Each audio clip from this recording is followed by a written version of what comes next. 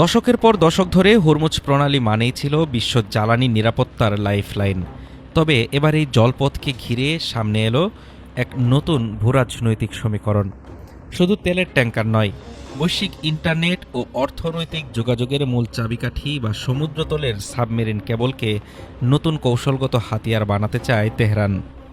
সমুদ্রপথে পরিবাহিত বিশ্বের প্রায় 1/5 তেল যাতায়াত করে এই সরু জলপথ দিয়ে।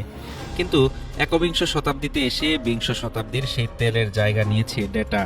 আর তাই হরমুজ প্রণালী এখন আর কেবল জ্বালানি পরিবহনের রুট নয়, বরং বৈশ্বিক ইন্টারনেট যোগাযোগের এক মহাকৌশলগত করিডোর। সম্প্রতি আইআরজিসি ঘনিষ্ঠ ইরানি গণমাধ্যমগুলো সমুদ্রতলের এই ইন্টারনেট কেবলকে ইরানের নীরব অস্ত্র হিসেবে বর্ণনা করেছে। তাদের দাবি, ফ্যালকন, জিবিআই বা টিজিএন গালফের মতো যেসব বড় বড় সাবমেরিন কেবল এই প্রণালীর নিচ দিয়ে গেছে, তার উপর নিয়ন্ত্রণ প্রতিষ্ঠা করতে পারে তেহরান।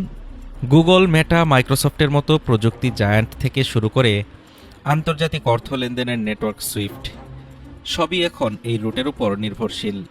ইরানি আইন প্রণেতা এহসান ঘাজিজাদে হাশেমি জানান, আমরা একটি নতুন অ্যাকশন প্ল্যান তৈরি করছি।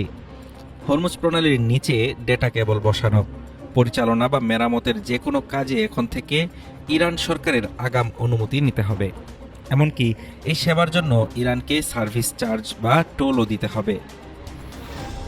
আন্তর্জাতিক ট্রাফিকের প্রায় ৯৯% পরিবাহিত হয় এসব সাবমেরিন কেবলের মাধ্যমে।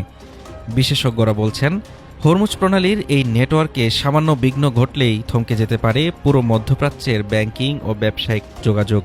দৈনিক $1 ট্রিলিয়ন আর্থিক লেনদেনের এই দুনিয়ায় কয়েক দিনের অচলাবস্থায় ক্ষতি হতে পারে শত শত কোটি ডলার। আর এই অর্থনৈতিক চাপকেই ইরান ব্যবহার করতে চায় তাদের দর কষাকষির নতুন হাতিয়ার হিসেবে। তবে এই পরিকল্পনা বাস্তবায়নে ইরানের সামনে রয়েছে বড় আইনি ও প্রযুক্তিগত প্রাচীর। আন্তর্জাতিক সমুদ্র আইন অনুযায়ী বৈশ্বিক ডেটা প্রবাহের উপর একক কোনো দেশের এমন একতরফা নিয়ন্ত্রণ প্রতিষ্ঠার সুযোগ নেই।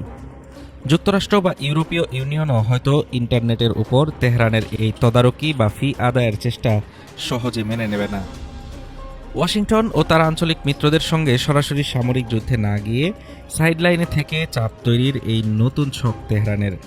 তেলের পর এবার ডেটা কেবলের নিয়ন্ত্রণ নিয়ে হরমুজ প্রণালীর ভূরাজনীতি কোন দিকে মোড় নেয়, সেটি এখন দেখার বিষয়। হাফিজুর রহমান তুষার, ঢাকা টুডে।